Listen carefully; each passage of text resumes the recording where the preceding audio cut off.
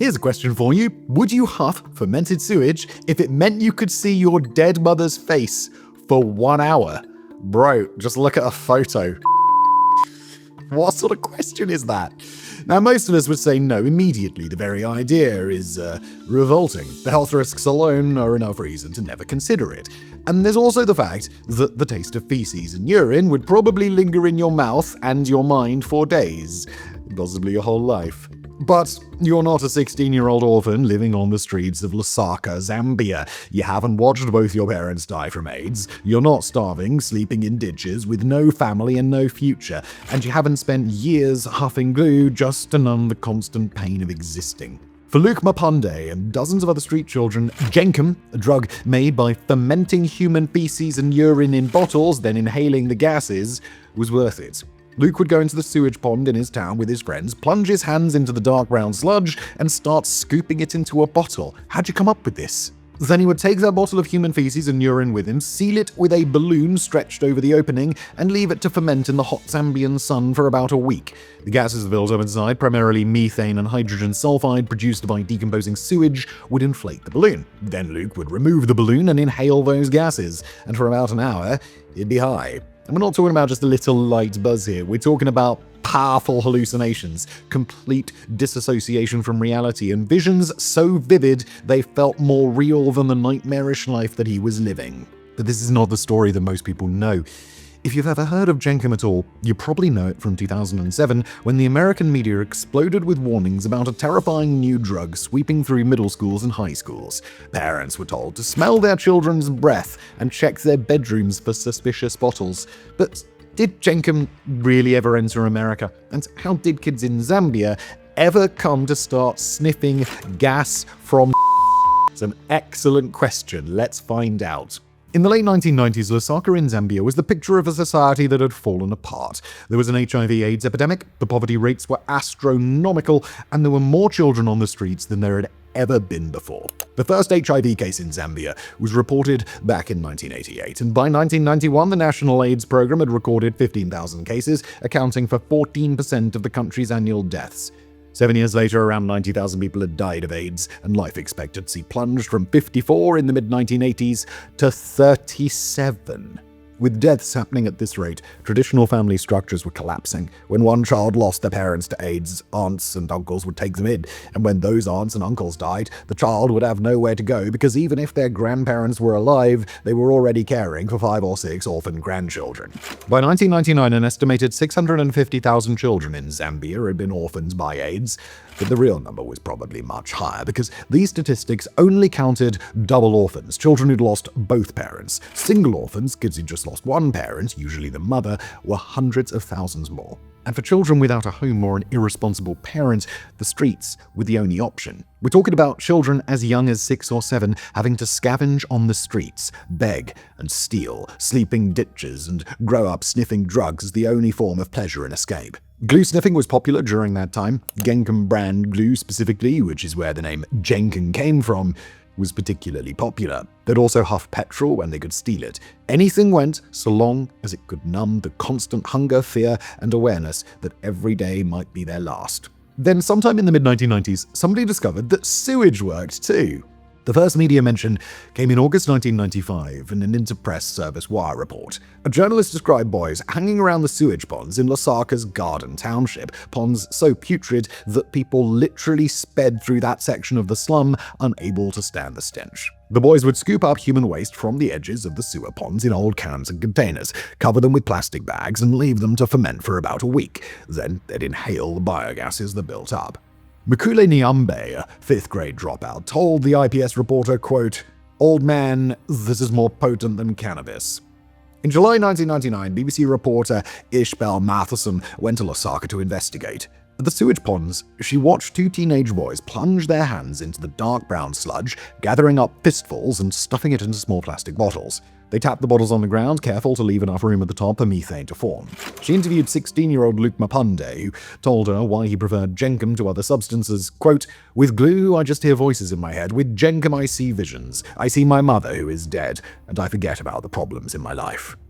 Yeah, this kid, 16 years old, living on the streets, his mother dead, was huffing fermented. because it let him see his mother again for an hour. Because for 60 minutes, he could forget that he was a child with no parents, no home, no future, living in a city where sewage ran through the streets and AIDS was killing everyone he knew. Nathan Banda of Zambia's Drug Enforcement Agency confirmed Jenkem's existence to the BBC. He wasn't proud of it. "It's unimaginable," he said. "It hits right at the heart to see a human being coming down to a level to be able to dip his hand into a sewage pond, picking out the material and not caring about anything but the feeling of getting high." End quote. A 2002 report by Project Concern International Zambia and Fountain of Hope, non-profits working with Lusaka street children, listed Jenkem as the third most popular drug among the city's young addicts, behind cannabis, glue, and dagga, but ahead of uncured tobacco and petrol. So Jenkem, it was real. Desperately, horrifyingly, disgustingly real, but it was contained to one city in one of the world's poorest countries, used by children so destitute that huffing sewage gas seemed like the only reasonable option. And then the internet got a hold of that. On June 7, 2007, a user calling himself Pickwick logged into Totsi.com, short for Temple of the Screaming Electron, a discussion forum dedicated to drug experiences, hacking, and generally offensive content. Totsi is the kind of place where people shared instructions for making explosives, posted about their shoplifting techniques, and tried the surface web dark web, and tried to one-up each other with increasingly outrageous stories. Pickwick posted a series of photos showing himself making Jenkem. There was a large glass jug filled with what looked like feces and urine. A balloon was stretched over the opening. In subsequent photos, the balloon had inflated as gas built up inside it. The label on the jug reads Jenkem, Pickwick, Totsi. Then Pickwick posted his trip report. He described inhaling the gas from the balloon, immediately feeling lightheaded and experiencing intense hallucinations. He claimed he saw his grandfather, who had died, talked to trees and rocks, and lost all sense of time and space. He claimed the high lasted about 40 minutes, followed by a come-down that made him have auditory hallucinations with voices and loud cracks that made him paranoid. In conclusion, he wrote, "Was it enjoyable? No, not really. Would I do it again? Definitely not. Would I recommend another person try it? I wouldn't to anyone I'm close to. If you are very adventurous and would try anything, then I guess you should try Jenkem, but know that the preparation is not made worthwhile by the trip." End quote. This post spread like wildfire across the internet. It was shared on Dig, a popular social news site. It made its way to 4chan's B-board, where trolls delighted in the gross-out factor. It appeared on Encyclopedia Dramatica, the unofficial archive of internet pranks and trolling incidents. For a few months, Jenkem remained as just an internet joke, a disgusting story circulating on shock forums where people competed to post the most offensive content possible. But then law enforcement discovered it, and perhaps it was the way they discovered it that led them to attach more credibility to an internet post than they normally would have. On September 19, 2007, a concerned parent contacted Palmetto Ridge High School in Collier County, Florida. According to her son had learned about Jenkem from conversations with other students, and she was worried that this new drug was spreading through the school. The case was handled by Corporal DeSaro of the Collier County Sheriff's Office, and upon investigation, he came across Pickwick's photos. So, he issued an internal intelligence bulletin. The bulletin included Pickwick's photos, still clearly labeled Totsi with his username visible, and it described Jenkem as a homemade substance created from fermented human waste that produced a euphoric high similar to ingesting methamphetamine or cocaine. The bulletin warned officers to be on the lookout for bottles or mason jars containing feces and urine, and noted that, quote, "The first use of Jenkem is believed to have been in Zambian correctional facilities in the mid-1990s, and that it is now believed that this activity is taking place locally." The bulletin was supposed to stay informal and serve as a guide for the cops to be able to recognize it if they ever saw it on the streets, but somehow the bulletin got out. The document ended up on Snopes.com and thesmokinggun.com, websites that specialized in exposing interesting documents and debunking urban legends. And the media, predictably, went ballistic over this.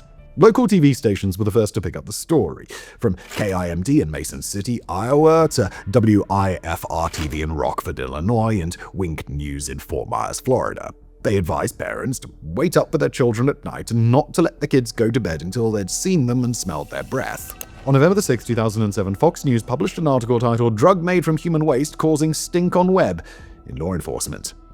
KXAN in Austin, Texas, an NBC affiliate, reported on the police being trained on how to spot Jenkem use and how it had to be taken seriously because, according to an addiction counselor who was consulted on the case, quoting, "Once it becomes okay with a certain group of adolescents, it becomes okay with a lot more." Even the Drug Enforcement Administration got involved. DEA spokesman Garrison Courtney had an interview with ABC News where he said, "It is in Africa. We know that. We've heard rumors and speculation about it here, but part of looking for trends is listening first for speculation. It is something we want to keep on top of." When pressed about whether Jenkem was actually a drug, Courtney added, "We wouldn't classify it as a drug so much because it's feces and urine." It made sense that the DEA was so skeptical. There were no samples seized, no actual cases reported, and the panic was based on pictures on the internet by a random user. The fact that there was even a panic on the streets was ironic because 2 days before the Collier County Bulletin was issued, Pickwick had actually come clean. He had posted a thread titled, "The Jenkem thing was a hoax," and explained that his Jenkem was actually made from flour, water, beer, and Nutella hazelnut spread. Quote, "I never inhaled any poop gas and got high off it," he wrote. "I have deleted the pictures. Hopefully no weirdo saved them into his computer. I just don't want people to ever recognize me as the kid who huffed poop gas." Too late though, mate. The weirdos had definitely saved them, and now those photos were in official law enforcement bulletins being circulated across the country, featured on Fox News and discussed on national television. Alright, so here's a question for you. Could this actually work? Fermented human waste does produce gases, primarily methane, hydrogen sulfide, and ammonia. All three are toxic, all three can cause serious health problems, but can they get you high? And the answer is maybe, sort of. It's a bit complicated. Methane is an asphyxiant. It displaces oxygen, which means if you inhale enough of it, you'll experience hypoxia. That's oxygen deprivation to the brain. Hypoxia can produce feelings of euphoria, lightheadedness, confusion, and yes, hallucinations. It can also kill you pretty quickly, but there is a window where you're just getting enough oxygen to stay conscious, but not enough for your brain to function normally. In that window, it can feel like you're high, even though you're just oxygen deprived. Hydrogen sulfide is more interesting. It's the gas that gives sewage its characteristic rotten egg smell. At low concentrations, it irritates the eyes and respiratory system. At moderate concentrations, it causes confusion, loss of consciousness, and respiratory failure. At high concentrations, well, it causes immediate death. There have been sewage workers who accidentally breathed concentrated hydrogen sulfide in and dropped dead on the spot. It's called sudden death syndrome. But hydrogen sulfide is also a neuroactive gas. Research shows that it affects brain chemistry. Current medical research is actually exploring hydrogen sulfide as a way to induce suspended animation in trauma patients, as it basically slows down your entire metabolism. So yeah, huffing Jenkem would get you feeling like you're high. The hypoxia alone would do it. But whether it produces visions like Luke described, that's not proven yet. It might be real, but it could also be a placebo effect, a state where your brain produces certain results based on your expectation of that result. But what's absolutely certain is that Jenkem is as dangerous as hell. Now let's start with the obvious. You're huffing gases produced by fermented human waste. Raw sewage contains bacteria, viruses, parasites, and pretty much every pathogen that lives in the human digestive system. Salmonella, hepatitis A, E. coli, pinworm, norovirus. The list really does go on because, well, it's human. When you're putting your face in a bag of fermented sewage or huffing from a balloon full of sewage gas, you are exposing yourself to all of it. No surprises. And then there's the fact that oxygen deprivation to the brain causes immediate damage. Brain cells start dying within minutes of being deprived of oxygen, and there's the risk that comes with all inhalants, where sudden sniffing can sensitize the heart to adrenaline and trigger fatal cardiac arrhythmia. That means your heart just stops, with zero warning.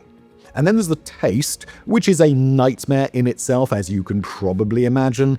Users say the taste of sewage in their mouth lasts for days. Imagine walking around with a stinky mouth that tastes like sewage because you wanted to get a weird high for an hour. Not great.